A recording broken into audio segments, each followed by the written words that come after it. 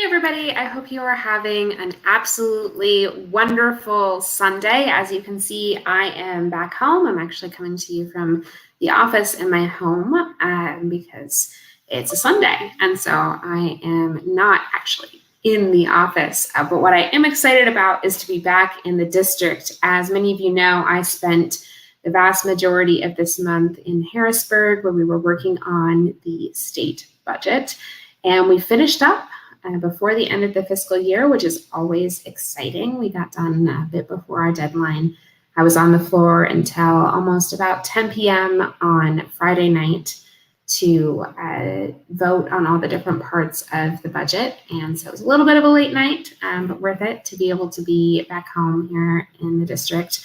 I got home yesterday, and I was still pretty wiped, so I wanted to make sure I had enough energy to really effectively talk about the budget before popping in here to do that. Just a quick kind of broad strokes overview. And then throughout the week this week, I'm actually going to talk about different issue areas in the budget and some of the ways a small win for our district, but in a lot of ways, just so many missed opportunities, which is ultimately why I ended up voting against the budget, because I felt like it really the amount of money that it left on the table that really could have been used to help people in our district. I mean, we know that this has been a really hard year for folks. And so I wanted to fight for, and I was fighting for, a budget that reflected how difficult of a year this had been for Pennsylvanians. And I think that this budget missed the mark. There was a substantial amount of money that was set aside for a rainy day fund. I do think it's important to make sure we have a rainy day fund, but this was billions of dollars that could have been used to help folks who were really struggling. So throughout this coming week, I'm going to be talking about some of the areas where we had some wins. We'll talk about education, though education was a little bit of a mixed bag. We did see some more funding, though I would argue not enough. We'll talk about emergency rental assistance. We'll talk about homeowner assistance. We'll talk about community violence, gun violence prevention, some work in long-term care. But then there were a lot of areas that were real missed opportunities. Again, like I mentioned with education, there was a lot of money left on the table that really could have been used in a way that would have benefited our kids.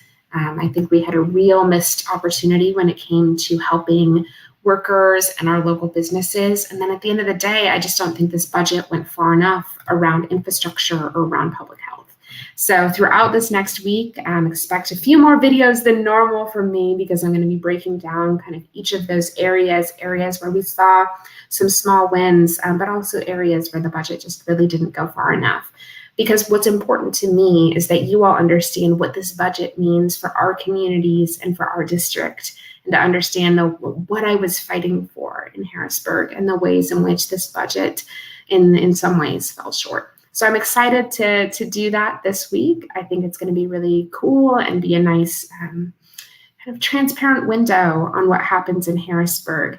But that's the brief overview of the budget. Like I said, I did end up voting against it just because of how much money, billions of dollars, that was left on the table that should have been used to invest in hardworking folks in House District 36 and throughout the Commonwealth.